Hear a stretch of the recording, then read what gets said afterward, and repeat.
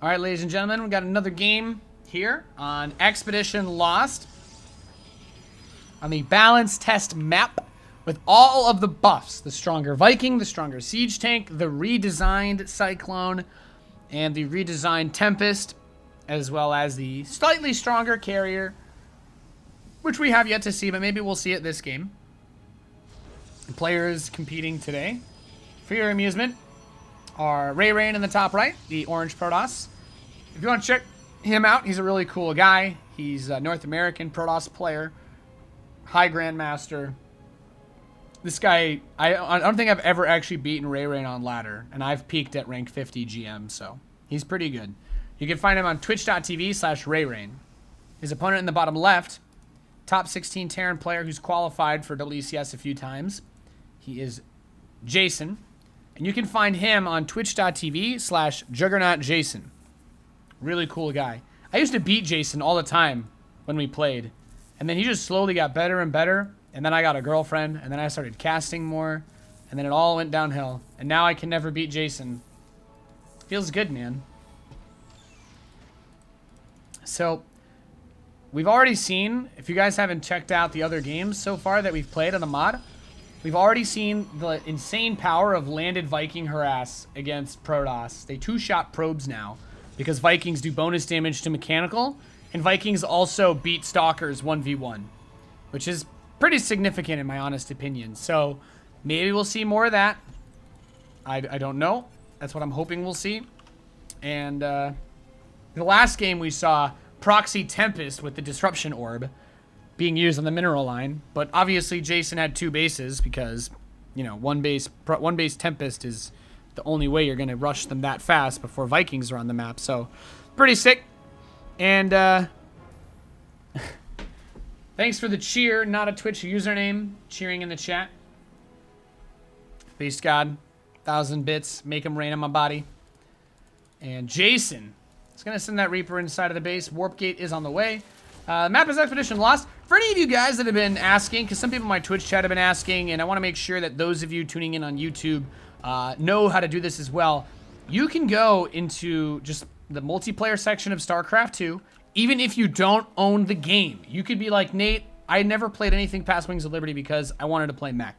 Well, guess what? Even if you don't own StarCraft, you can install the game for free, and you go to multiplayer, custom, pick any map, and create with extension mod, and under Blizzard mods, there's balance test mod, and you can play with this exact, you can play on this map with all the same units, even if you don't own Legacy of the Void, completely for free. So, also make sure that you set in your options, your expansion level to Legacy of the Void, and you'll be able to use those units in custom games. So, do it, check it out, because I think this is really awesome. And like I said, please try to be as constructive in your opinions and feedback as possible. I've spoken to Blizzard directly about this patch, and they are looking at the comments on Reddit. They are looking at the comments on the Battle.net forums. They want to know what everybody thinks, not just the pro gamers, not just the casters. They want to know what everyone thinks about this patch. So if I have one request as we see these games and as you guys tune in, is to please be civil in your discourse, downvote opinions and comments that are not constructive criticisms. We want to bring as much logic into this as we can, because this patch, if it goes through at the end of BlizzCon, is going to be massive. The implications of these sweeping design changes will be huge. So please give as good feedback as you possibly can, and keep in mind that, you know, the world is watching. Blizzard is watching. So we have a Cyclone opening. We've talked a little bit about the Cyclone. It's a very interesting unit.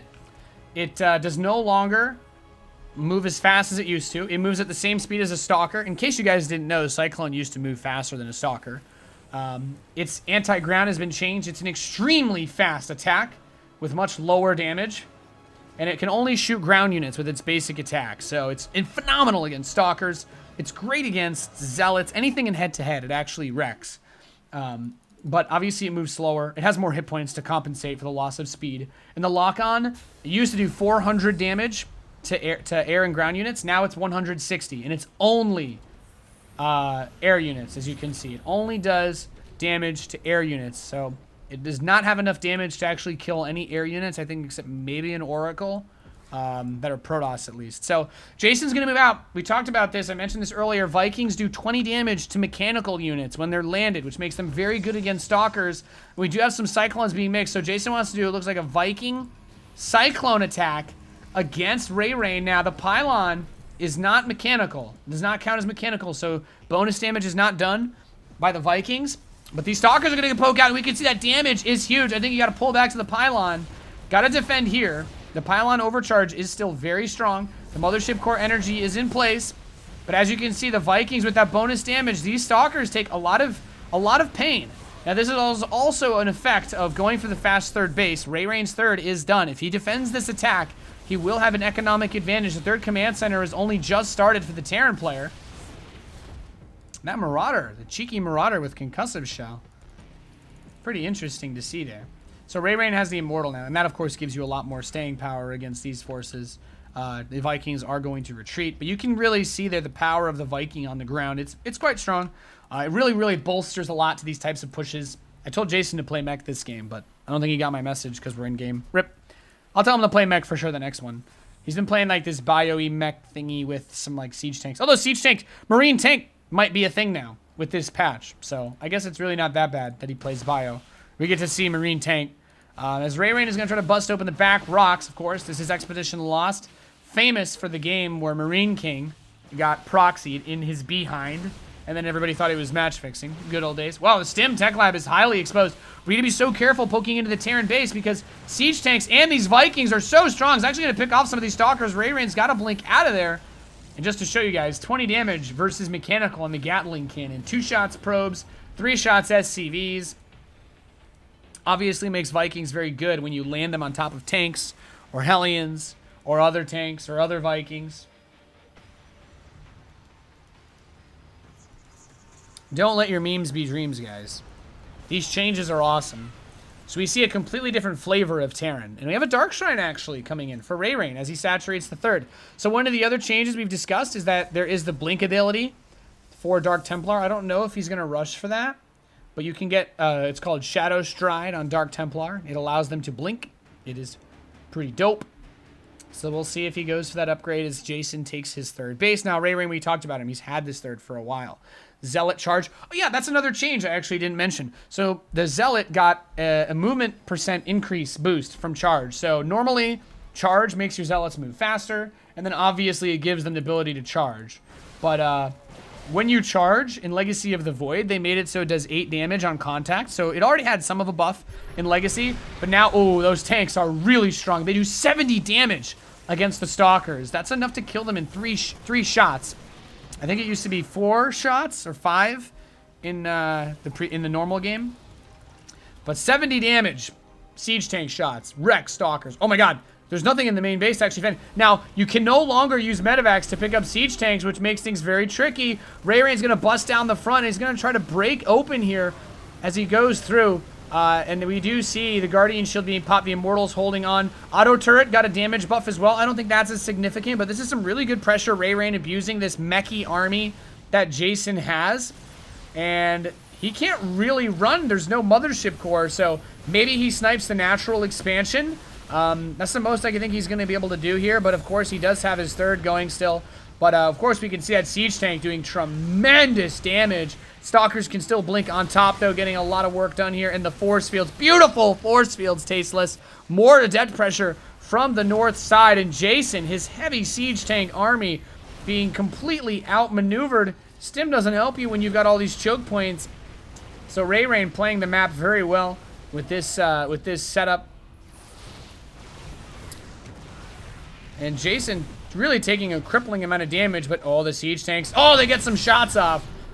It's so crazy because we talk about how powerful the tanks are, but he just basically got led ring around the rosy style. Not good. I think you gotta leave like 2 tanks on each base, and you should be fine. Let's go into Storm. We didn't get the Dark Shrine upgrade, did we? No, just regular Stalker blink. So no DT blink. Maybe we'll get that at some point or another. Jason is going to move out on the map. Now, this counterattack is going to be extremely difficult to stop. We talked about the power of the siege tank. The siege tank is an extremely strong unit in this build of StarCraft 2 Legacy of the Void. 70 damage per shot is nothing to laugh at But these Zealots, they move even faster than they used to. These boys are extremely quick. Might not be easy to tell here, but they're going to get on top of this army so damn fast. The siege tanks are not even going to siege because they don't want to splash themselves. And Rain with the Archons pushing in cleans house. So we see that aggression dealt with very nicely from Rain. And then, I mean, a little bit more of the map than anything else playing into the follow-up for that game. But GG well played, and looks like Rain's getting nice and warmed up. Thanks for tuning in, guys. We'll see you guys for the next video.